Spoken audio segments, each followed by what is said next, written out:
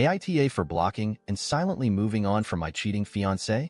I, 31F, dated my ex-fiancé Jose, 33M, for 5 years, and we had been engaged for about 6 real months.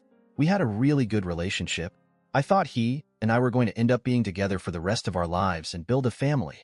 To make a long story short, I found out he had been cheating on me with a coworker for about 9 months. Yes, before the engagement.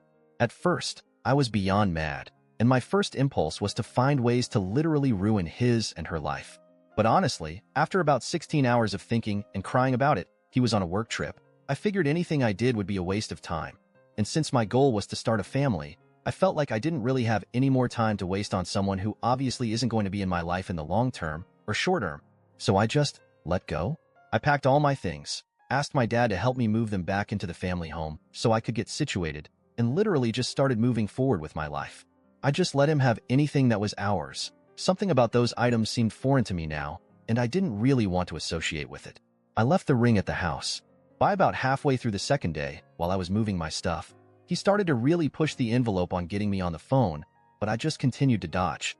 I had to undo some things. There were no joint bank accounts, but some other accounts / things that we shared that I had to untangle, but our lives were pretty separate. By the third day, still without saying anything to him, I blocked him and asked my parents not to discuss anything with him. They, of course, knew what had happened. I told them they were more than welcome to maintain a relationship with him if they chose. My dad loved him. But I asked them not to discuss or talk about me at all. After his week-long business trip, he showed up at the house, but I told my dad I had nothing to say to him and to please get him to go away. Now, it's been about 2 weeks, and he hasn't been back since, so I've still not talked to him, still blocked. I feel like I've really made an effort to move on with my life.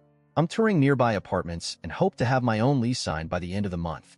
I really just felt like there wasn't anything to talk about, and I didn't feel like I owed someone who would do something like that to me anything, even a conversation.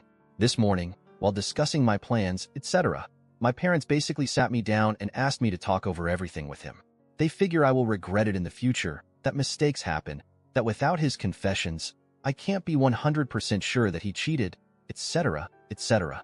I told them that I didn't really want to waste any more time on the situation and that, while I was being selfish, I didn't think hearing his side would help me in healing in any way. My mom and I got into a pretty heated argument. Eventually, she told me she raised a more compassionate and caring daughter than that. Why do I owe a cheater anything? AITA, edit. Sorry, forgot to mention how I found out. I'm 100% sure he is / was cheating. I was working on the downstairs computer when an email came through in Outlook. From what I knew, we had Gmail accounts. I clicked the tab and saw tons of recent emails of orders for a bunch of products, things like Lubrisil, KY, etc. I knew we weren't using anything like that, so instantly got suspicious.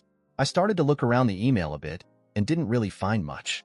However, I wasn't reading anything sent from his company's work address, but eventually clicked into several emails.